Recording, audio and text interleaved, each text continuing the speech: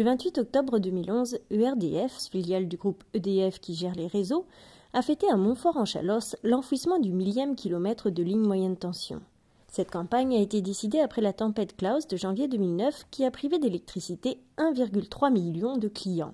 Les arbres cassés par les vents qui ont atteint jusqu'à 200 km/h ont été responsables de 70% de ces incidents. On a eu des routes coupées, on a eu des gens qui n'avaient pas de médicaments, qui n'avaient pas de nourriture. On a un centre médical en Fontaine. À un moment donné, on s'est trouvé sans électricité et une maison de retraite qui était aussi sans électricité. Donc on a vécu un moment très très difficile avec des enfants qui étaient en assistance respiratoire.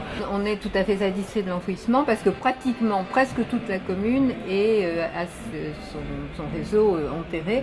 On avait déjà commencé il y a quelques années à l'intérieur du village de la Bastide.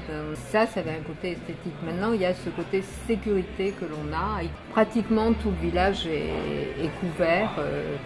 Donc on est partiellement rassuré, quoi. À Campette et la Molaire, l'enfouissement de 4 km a permis de sécuriser la ligne vers Saint-Martin-d'Aunay. Mais le chantier ne s'arrête pas là. J'ai contacté les RDF et puis en préconisant d'autres solutions.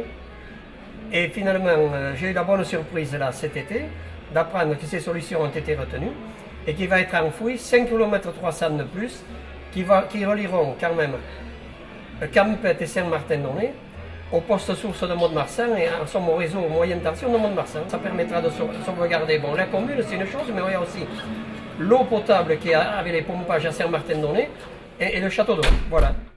ERDF, qui exploite, entretient et développe ses réseaux publics pour le compte du SIDEC, le syndicat d'équipement des communes, qui en est le propriétaire, a investi au total 78 millions d'euros dans près de 170 chantiers. L'enfouissement des lignes en moyenne tension atteint désormais 60% dans les Landes, contre 40% en moyenne au niveau national.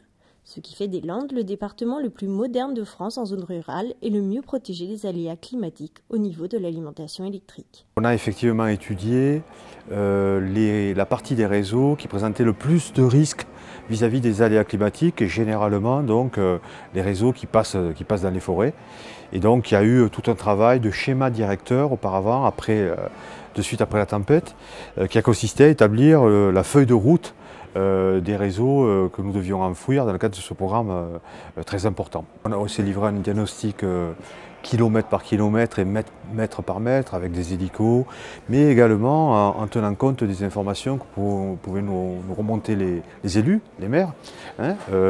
Et finalement, l'ensemble de ces informations nous a permis d'établir un programme précis de réalisation.